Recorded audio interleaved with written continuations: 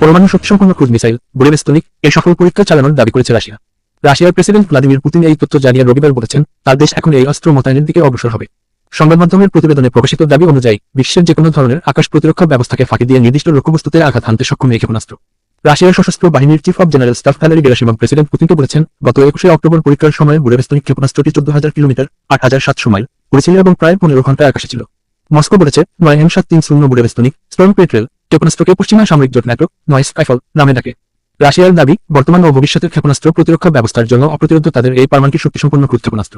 এই ক্ষেপণাস্ত্রের পাল্লা সীমাহীন এবং চলার পথ পরিবর্তন করে লক্ষ্যে আঘাত হানতে পারে। রবিবার ইউক্রেন যুদ্ধে নিয়োজিত জেনারেলদের সঙ্গে এক কমান্ড পয়েন্ট বৈঠকে সামরিক পোশাকে উপস্থিত ছিলেন প্রেসিডেন্ট পুতিন। বৈঠকে তিনি বলেন, এটি এমন এক অনন্য অস্ত্র যা বিশ্বের অন্য কোনো দেশের নেই।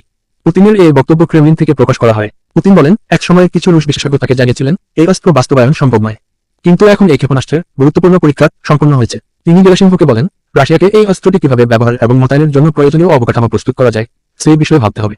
গেরাসিমভ বলেন, মিসাইলটি পারমাণবিক শক্তিতে উড়েছিল এবং এই পরীক্ষা ভিন্ন ধাঁচের ছিল, কারণ এটি দীর্ঘ দূরত্ব অতিক্রম করেছে, যদিও এর পাল্লা কার্যত সীমাহীন। তিনি বলেন, এটি যেকোনো ক্ষেপণাস্ত্র বিরোধী প্রতিরক্ষা ব্যবস্থা ভেদ করতে সক্ষম। এর আগে গত বুধবার পুতিন স্থল, সমুদ্র ও আকাশপথের রাশিয়ার কৌশলগত পারমাণবিক বাহিনীর প্রস্তুতি ও কমান্ড কাঠামোর মহড়া তত্ত্বাবধান করেন। সেই সময় তিনি বলেছিলেন, আমাদের পারমাণবিক প্রতিরোধ শক্তির আধুনিকায়ন এখন সর্বোচ্চ পর্যায়ে রয়েছে, যা অন্য যেকোনো পারমাণবিক শক্তিধর দেশের চেয়ে উন্নত। বর্তমানে রাশিয়া ও যুক্তরাষ্ট্রের কাছে বিশ্বের মোট পারমাণবিক অস্ত্রভান্ডারের প্রায় 87% মালিকানা রয়েছে। দুই দেশের হাতে থাকা এই পারমাণবিক অস্ত্রভান্ডার পৃথিবীতে কয়েকবার ধ্বংস করার জন্য যথেষ্ট।